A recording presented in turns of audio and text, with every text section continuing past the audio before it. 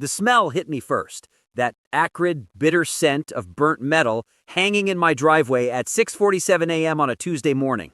I was halfway to my truck, coffee in hand, when I noticed my back gate, the one leading to the greenbelt trail I used for my morning runs, wouldn't budge.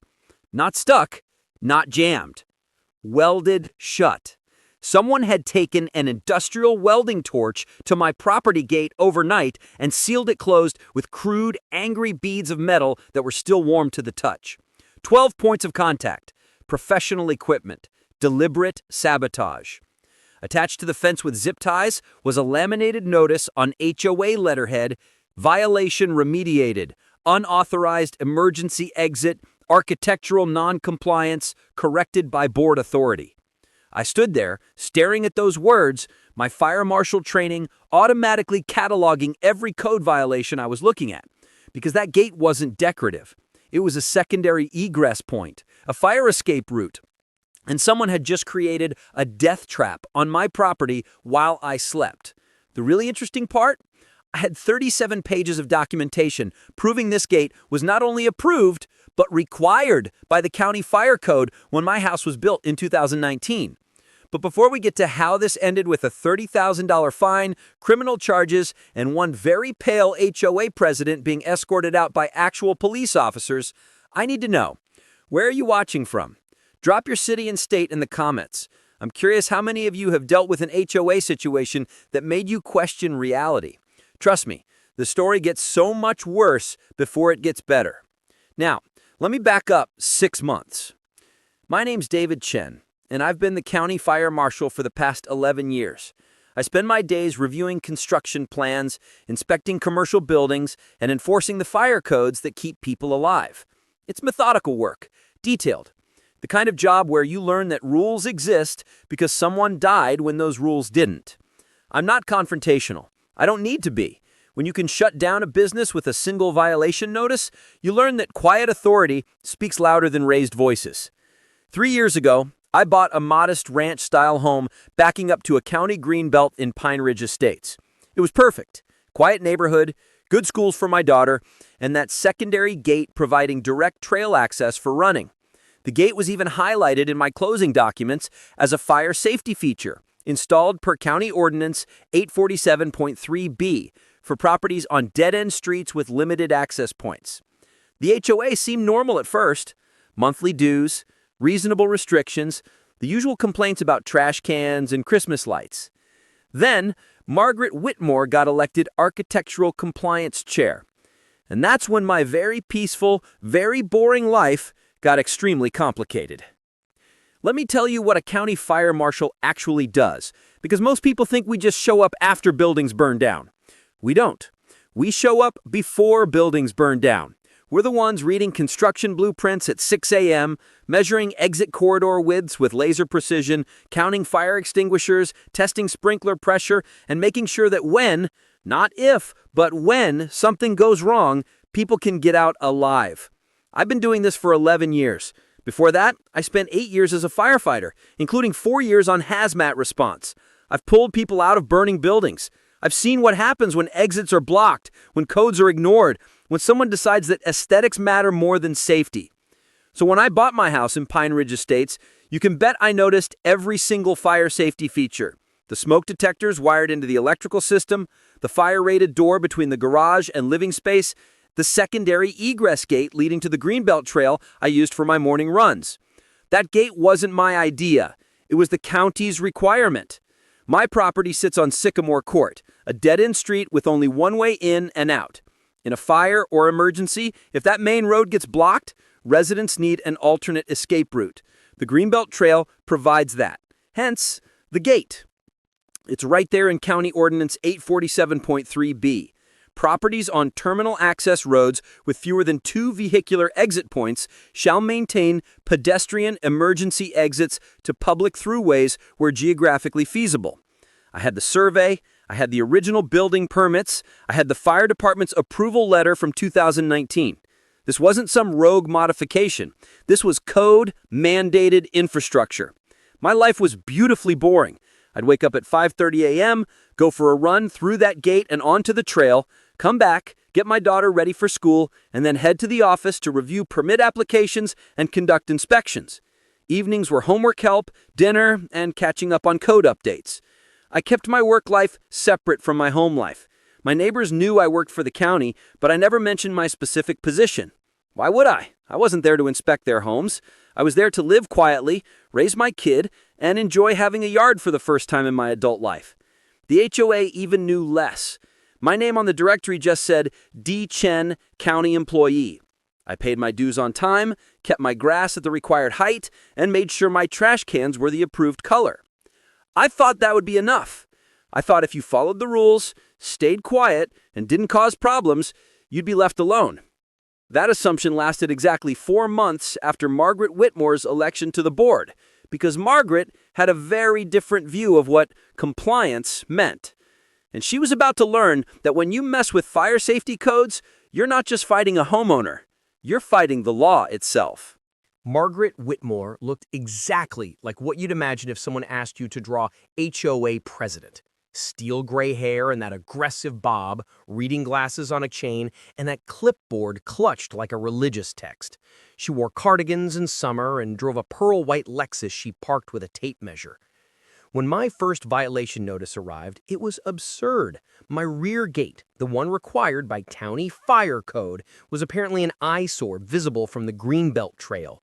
The suggested remediation was to remove the gate entirely or install HOA-approved decorative screening. I emailed back politely with the county ordinance, building permit, and fire department approval. Professional, factual, case closed. Margaret's response came 30 minutes later. County codes do not supersede HOA architectural covenants.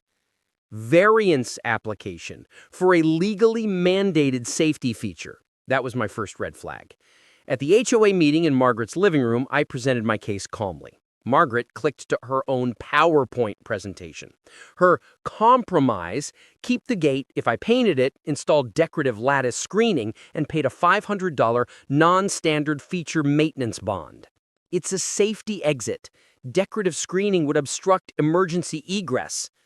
Then perhaps, Margaret said, smile tight, you should have purchased property in a community without architectural standards. I paid the $500, painted the gate, skipped the screening, and documented my refusal in email. The violations multiplied. Margaret claimed the paint color was off by 2-3 shade degrees. Same can, same batch. She brought a color calibration card. Then I got cited for my Ring camera after catching her measuring my fence while I was at work. My daughter Maya summed it up, Dad, this lady is insane. She wasn't wrong, but I still thought this was just petty bureaucracy. I didn't realize Margaret was building towards something much bigger. Then came the morning I found my gate welded shut. I took 47 photos. The weld point still warm, the laminated violation notice, the metal splatter on my patio, the industrial-grade welding marks indicating professional equipment. The notice was pure Margaret. Emergency Board Resolution 2024-447. Pursuant to HOA authority, the Architectural Committee has remediated an ongoing code violation by permanently securing an unauthorized secondary access point. 3 things were immediately clear. This was criminal trespassing and vandalism. This created 9 separate fire code violations, and Margaret had just blocked an emergency access point that could serve the entire neighborhood in a wildfire evacuation. I called the county building inspector who had originally approved my property. Dave, tell me someone didn't actually weld shut a code-required emergency exit. They did. He arrived 40 minutes later with a citation pad and a very grim expression. By noon, my backyard looked like a crime scene, because it was. County Inspector Rodriguez photographed each violation while I created my own documentation. I'd found Margaret's receipt in my mailbox. She'd been sloppy. Emergency Remediation Welding Service, $340 from Precision Metalworks, signed by M. Margaret Whitmore, HOA Architectural Chair. She'd created a paper trail for criminal trespassing. But I wasn't done. I drove the neighborhood, documenting every dead-end street. found 4 other gates leading to the Greenbelt Trail. 3 had violation notices. 1 had been removed entirely. That homeowner was now unknowingly facing county fines.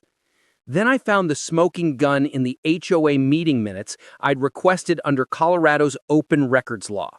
March meeting, Margaret had said, "These trail gates are security vulnerabilities and aesthetic blights. I propose we systematically eliminate them through architectural enforcement."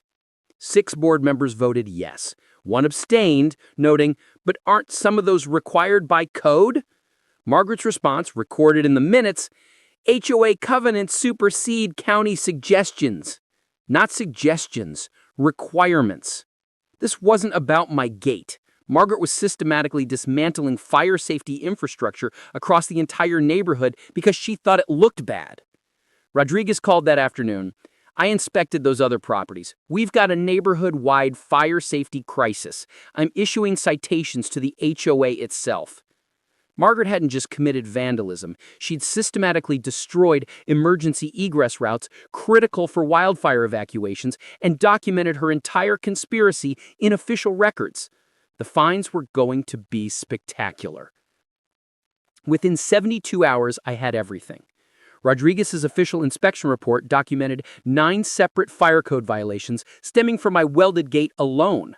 But the real discovery came when we expanded the investigation. Margaret had systematically targeted 7 properties with emergency egress gates.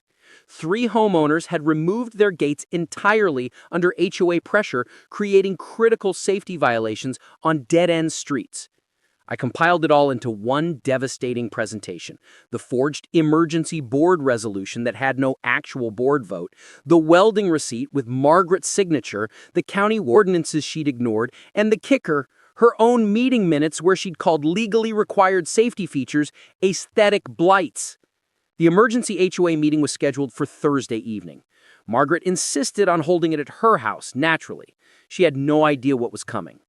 I arrived with Rodriguez, our county attorney, and a fire battalion chief. Margaret's face twitched when she saw the official vehicles parked outside. "Mr. Chen, this is an HOA matter. County employees aren't—" "Actually," I said quietly, "I need to correct something. I'm not just a county employee. I'm the county fire marshal, and this is now a criminal investigation." The color drained from her face in real time. That satisfying progression from red to white to gray that happens when someone realizes they've made a catastrophic mistake. I didn't need to raise my voice. Rodriguez presented his findings on her laptop projector, the same one she'd used to lecture me about paint shades. Each slide detailed another violation, another forged document, another homeowner she'd bullied into creating a death trap.